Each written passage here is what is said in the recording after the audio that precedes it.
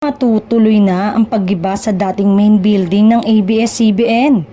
Ito ay matapos sabihin ng ABS-CBN Corporation na permado na ang deal nila sa Ayala Land para sa pagbebenta ng bahagi ng ari-arian nito sa Quezon City.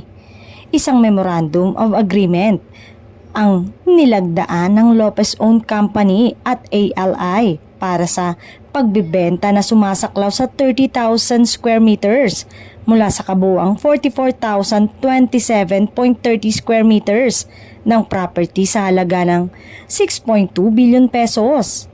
Ayon sa report ng ABS-CBN, ABS-CBN will be consolidating its operations in the remaining 1.4 hectares of the Quezon City property. Pero malungkot ang mga dating empleyado nila at naging bahagi ng nasabing network na nawala ng franchise nung panahon ng Duterte administration.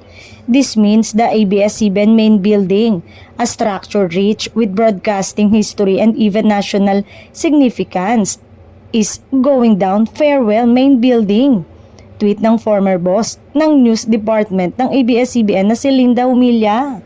Ayon pa sa report na lumalabas sa kanilang website, sa ilalim ng MOA ang pagbabayad para sa pagbebenta ay magiging installment basis at ang mga kikitain di umano ay gagamitin para sa unti-unting pagbabayad ng mga pautang.